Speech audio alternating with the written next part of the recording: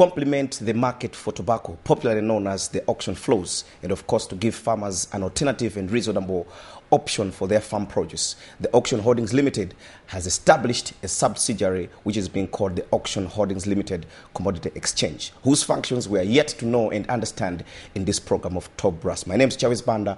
Welcome to Top Brass. And joining me in this program to talk about this and other issues is the head of operations for Auction Holdings Limited Exchange Commodity. His name is Davis Manyenje. Welcome, Davis, to the program. Thank you, Chavis. First and foremost, we want to understand the mandate by which Auction Holdings Limited Commodity Exchange does operate. Let me first say that the name is Ahcx Commodities Exchange, and it's a subsidiary of Auction Holdings Limited. And the mandate, as it were, is that we would want to set up a structured market for other commodities. You appreciate that it's only tobacco that has had a structured market. And we've seen the benefits of a structured market in as far as tobacco is concerned, that it has grown to the prominence that it is at as the nation's most preferred or most sanctioned, if I were to use it, crop as an export for Malawi. However, if you look at the direction that we are taking, the direction that government is taking, you realize that the ERP, the Economic Recovery Program, the National Export Strategy, they are talking of diversification of our exports. And that diversification cannot come if there is no structured market. So as Ahcx Commodities Exchange, what we are coming in is now taking an initiative as a private sector, setting up a structured market so that the benefits that the economy has derived from tobacco can also be derived from other crops that the country has. Essentially, that's what Ahcx Commodities Exchange is driving at. Not only are we looking at the focus towards exports, but even in terms of structured trade for domestic enterprise. Quite often, people have to spend long times hunting for commodities, especially agro-processors. Now we're saying there is an alternative. There is a more efficient way of doing things. There is also a more efficient way of discovering the right price, the right value of our agricultural produce, even for the farmers. So we are looking at establishing linkages through the value chain, such that every player in the value chain derives benefits from the commodities that they are trading in. You are head of operations of the Ahcx Commodity Exchange. I wanted to find out what are the mechanics of operations with regard to this newly formed exchange commodity market. Well, the first is that we've structured an end-to-end market system, very organized, technologically driven, and what will happen is that we are starting to address issues even from entry point at the warehouse level. So our functionality has started with management of warehouses and collateral management, which also comes along with warehouse receipt financing. There is a trading functionality. There is the clearing and settlement functionality. And then there is the market information functionality. All these are end-to-end, and they complement through the value chain.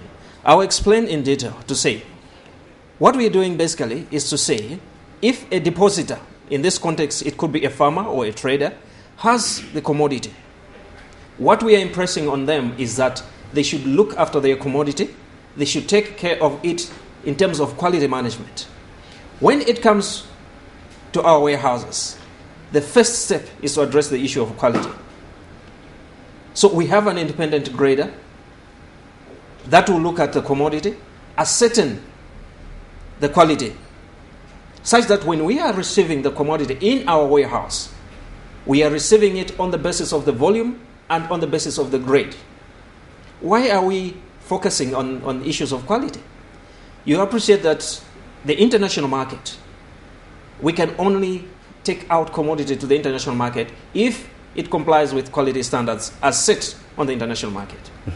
And we are implementing a system that addresses the concerns of foreign buyers in as far as our commodities in Malawi are concerned, to make sure that what they get complies with the standards that are set on the international market. Now, once the quality has been ascertained, we take delivery of that commodity in our warehouses, and we do all the management for the period that the commodity is in our hands before any buyer can take it off our hands. And what we are again doing is to give an assurance, a guarantee to the depositor, to say that the commodity that they have left with us, for example, if they have left with us with grade 1 groundnuts, 10 metric tons, that's exactly what they will sell on the market, irrespective of the time that it will take before they sell. Once that has happened, we've taken delivery, we issue them what we call a commodity deposit acknowledgement. So essentially what we are saying is, yes, as AHL Commodities Exchange, we've received from Mr. Manyenje 10 metric tons of groundnuts, grade 1. And he can go home peacefully, knowing that the responsibility of management of that crop now lies with Ahcx. Mm-hmm. Thereafter, what we are requiring of this depositor is that they should appoint a member. We've registered members within our structure. And they can use any of those members, a member of their choice, to trade on the Commodities Exchange. Now, we have issued them with a CDA, Commodity Deposit Acknowledgement. Behind that Commodity Deposit Acknowledgement, or CDA, we'll create an electronic warehouse receipt. You'll recall that on the onset, I said we are technologically driven. Now, this electronic warehouse receipt has the same details, more or less, to the CDA. But now, if they decide to go to any of our settlement banks to access financing, it will now be easy for the bank to log into our system, because we already interfaced with our settlement banks. They'll log into the system, cross-check the validity, and confirm that the person requiring finance from them is the rightful owner of the commodity. Now, you also appreciate to say, most of the times people have complained to say banks are not supporting farmers. And this is another way that we are saying we can link the farmers to financial institutions and use the commodity that they have as collateral or as security for the borrowing that they're accessing from the banks, mm-hmm. other than other security that they can use, for example, property. The bank should be able to ascertain to say, yes, we are giving finance to the right person. Now, again, there's a linkage to collateral management, because the bank is assured to say a reputable institution in the name of Ahcx is managing the commodity to the extent that we should not worry about deterioration of quality or any theft or pilferage that could happen. Mm-hmm. So, two players here are assured of the commodity to say Ahcx has taken the necessary risk management steps in as far as the commodity is concerned, and therefore they can do a financial transaction on the basis of the commodity that we are handling. Maybe for interest's sake, are you going to have buyers like it is in the tobacco industry to be buying these commodities from you, or you're going to be exporting by yourself as AHXL? Ahcx is not in any way buying or selling the commodities. I was mentioning to say the commodity ownership or title in the commodity is still with the depositor. And it's the depositor that will sell their commodity, okay, through the member, if they haven't registered as a member. And we have, within the members, they also bring in buyers. And these buyers are both domestic and international. So it's not only focusing on say, international trade through exports, but even for domestic purposes. Okay? So yes, we have buyers that will come on one end, and we have the depositors as sellers on the other end. And as Ahcx, we are now a platform that's linking the two and providing support infrastructure to ensure that people can have confidence to trade and access the commodity. So even if they are not right there, present on the trading floor, just their order, they should be assured to say it will be executed in the right way, there will be efficient price discovery, and they are assured to say they are not running into default risk. Because I'll tell you what, there have been instances where people have entered into contracts to supply. Probably others have received the money and delivery hasn't taken place. We've made a complaint before of an international buyer that sourced commodity. Okay, everything was assured to be on the ship, but when the container was arriving at the port of entry, they only found a container without any commodity. Mr. Manyenje, why should a farmer deposit their commodities with you? The farmer deposits the commodity with us because, one, we are offering a more efficient price discovery mechanism. How? The farmer is involved in setting off the price of their commodity. You appreciate that currently the farmer goes out to sell a commodity and finds somebody that has hung their scale. They've already set the price. So they'll tell them to say, I'm buying maize at 40 kwacha a kilo. And the farmer is not negotiating on that price. Okay? Secondly, the farmer decides on the time that they can sell. Okay? By deciding on the time that they can dispose of their commodity, essentially, they're also playing into the pricing.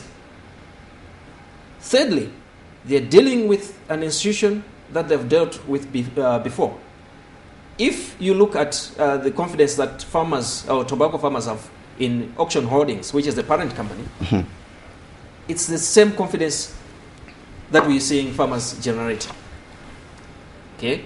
So essentially, the farmers have a lot more benefit in accessing this market. Beyond that, everyone wants to get value for whatever they've produced.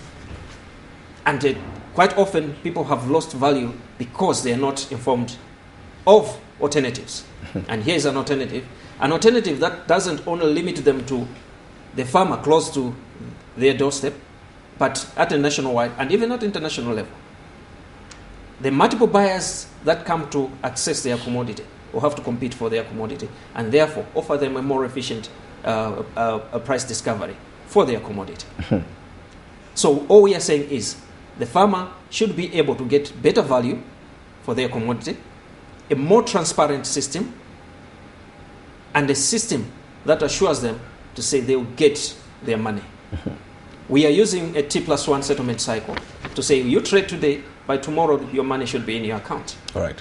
Maybe before we break, I just wanted to find out from you, as Auction Holdings, which is perhaps the parent company, what need, because in business terms, you always have to establish a need for you to come up with perhaps a subsidiary like you have done. What need did Auction Flows see in the market to come up perhaps with this subsidiary, just to make sure that you give farmers this alternative and, of course, reasonable option for their farm produce?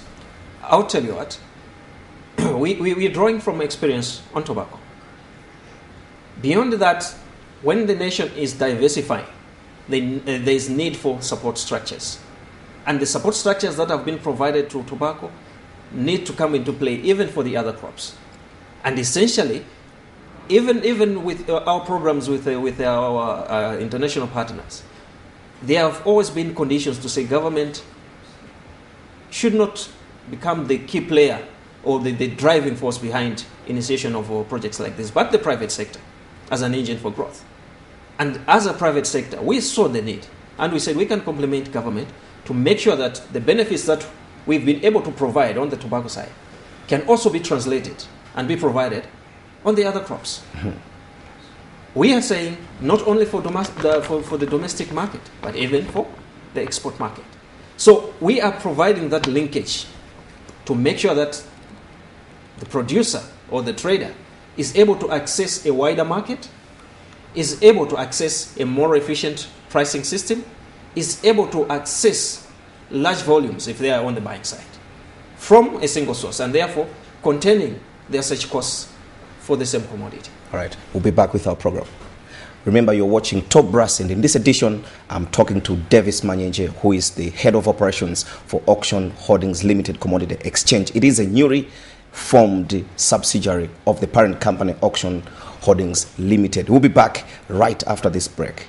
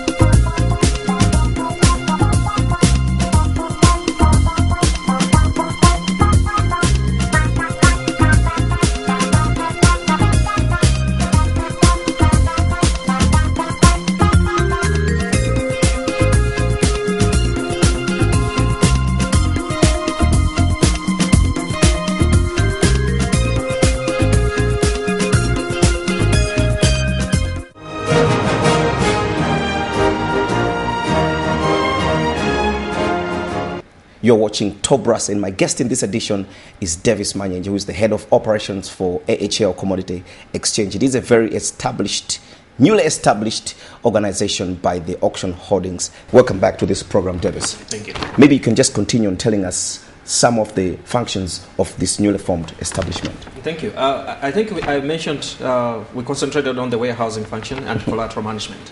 Now, when the commodity has been deposited at the warehouse, it needs to be traded. So the second layer of the functionality comes at the trading level. Now, I did mention to say we've registered members, and anyone that would want to transact on the exchange will transact through these members. Okay? So the members will take orders from the depositors. That's assuming that the depositor is not a member, because the member can also trade on their own account.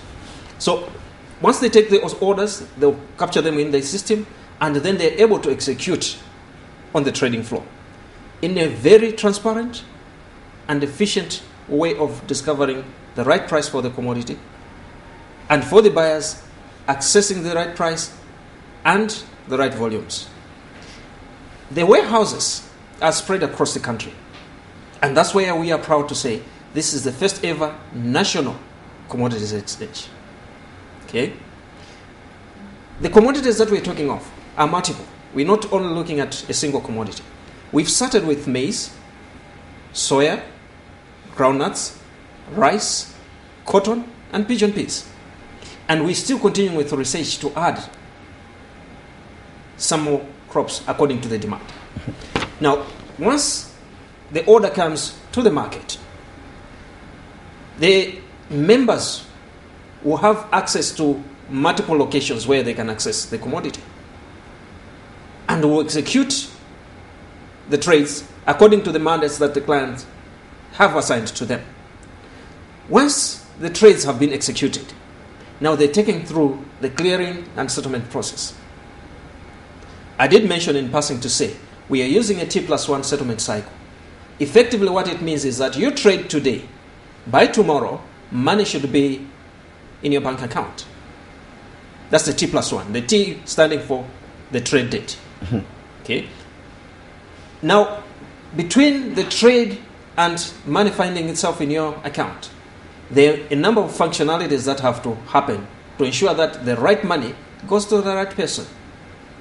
And that's the clearing and settlement functionality. And that's why we say we are already networked with settlement banks to ensure that this process is efficiently delivered upon and is seamless. You are aware that currently people are used to cash transactions. What makes you feel so confident that the transactions that you'll be carrying out are seamless? They are seamless because we've already networked with the banks, we've already run tests, and we are able to interface with the banks and execute transactions seamlessly. Maybe my next question is looking at the portfolio that you have, the trading portfolio that you have just mentioned, to say that you're trading both domestically and internationally. Yes. We have recently learned of a blanket ban which has been imposed on the legumes and, of course, maize itself as a means of protecting or in making sure that Malawi does have enough in terms of food. What perhaps will happen to you being a company which is trading both domestically and, of course, internationally for purposes of continuity of your business? I think we need to excuse me. I think we need to understand the essence of the ban. My understanding is to say government is saying they want to reorganize the commodities trade. Now, reorganization, what we are saying basically is here is an organized and structured market, complementing what exactly government is driving at. So the ban, we need to understand it in the right context. And I believe that that's the context that government is taking it to say, let's reorganize and make sure that Malawi is benefiting from trading in commodities. My understanding is to say they would want to see a proper structure within which the trade can take place. And secondly, we are not against food security issues. I mean, we are very patriotic about our country. And yes, food security needs to be prioritized. But at the same time, government has come up with economic recovery program, and the economic recovery hinges primarily on export earnings, export revenue flowing into the country. The national export strategy identifies crops that can be exported. And I don't want to believe that government would contradict itself, coming up with ERP supported by national export strategy, and then come and ban wholesale on the other side. That's why I'm saying the essence of the ban is to say the market has to be reorganized. And that's where Ahcx comes in to bridge that gap as a platform which government can have confidence in and say, yes, we are able to monitor the proceeds from our exports. We are able to monitor the pricing of the commodities such that our farmers are benefiting.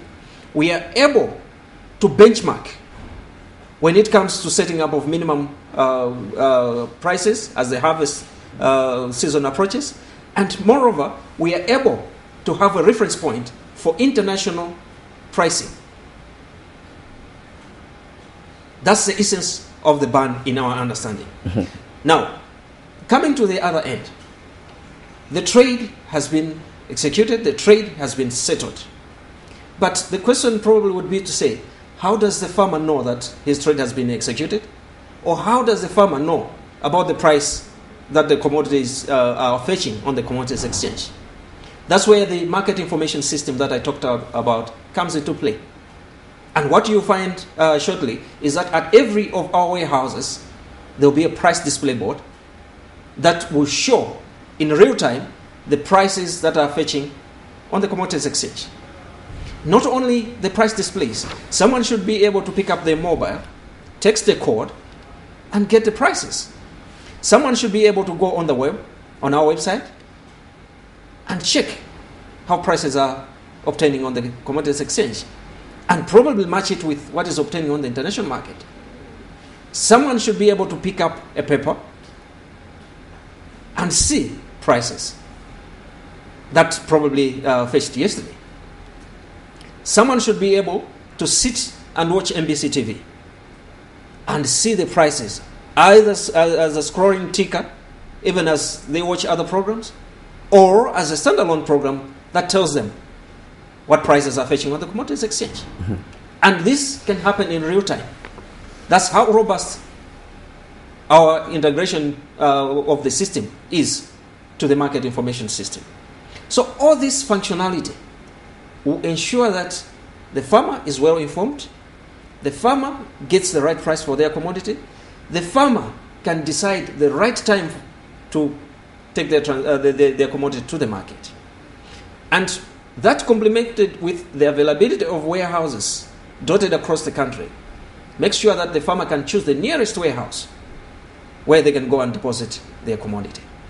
That's how this market will function. My very last question, Davis, is it is said in modern management theory that good corporate citizenship is not only about making donations, coming up with sponsorships and competitions for our customers or your customers to perhaps get, but it is all about incorporating the important links and of course units within the value chain. This time around I'm looking at the dilapidated infrastructure in our villages, looking at the irrigation schemes, the deteriorating electricity in our various regions. What do you do perhaps? What are you going to do to make sure that you get quality by giving these farmers in our various regions the infrastructure that they require to bring the quality that you need at the Ahcx? The structure of the market is such that the infrastructure that we are talking of will address the same issues that have been challenges in our setups, in our rural areas. The setup of warehouses will address quality issues for the farmers, will provide storage capacity for the farmers. Much as it's a business function, there's a social issue to it. Beyond that, if we are talking of an efficient pricing mechanism that the Ahcx brings about, the more value that the rural farmer gets by trading through this chain, the better their livelihood. There's a social element to it. Even for other businesses as stakeholders, the less the costs that they incur in searching for the commodity, okay, the higher their margin that they can get, the higher the profitability to their business. All right. Okay, so we are addressing it from a business perspective, but addressing even social issues. And we are saying the market information, the robust market information system, there is no penny that we are getting out of it. It's purely a social function to make sure that all the stakeholders are informed about prices, are informed about trading trends in commodities, such that they can make informed decisions that in the long run benefit them. Not only that, even in terms of crop planning, if I see that there's a lot more demand in soya or in groundnuts than soya, I should be able to plan ahead of next growing season and switch to groundnuts if I were growing soya. That's the element that we are addressing with the market information system. But we are not only addressing it from the market information side, we are addressing it through the value chain. Beyond that, there are a number of other stakeholders that are also saying the coming up of the commodities exchange gives them confidence to come up and set up processing plants, because they know they can get large volumes, they can get better efficiency in terms of accessing the commodity, and therefore add value to the products that we are generating, because we are talking of primary products here. But the others that will come and set up processing plants so that they add value. When they do that, we have indirectly contributed to employment creation, because when they set up, people will be employed. When they set up, they will increase the demand for the product. And that demand gives a signal to the farmer to produce more. And because they are getting a better price, it addresses a host of other challenges that we are facing. Davis, we should end it there. Thank you for being on Tobras. Thank you so much. Welcome. That's where we end this edition of Tobras, and my guest in this edition was Davis Manyenje. He sounds very eloquent, and of course, he sounds to be someone who knows what exactly he's talking about. I've been your presenter, Charles Banda, urging you to be there again next time when Tobras returns here on MBC. Remember, you can also follow us on our Facebook page, Tobras. My name is Charles Banda. Like I said, continue watching MBC.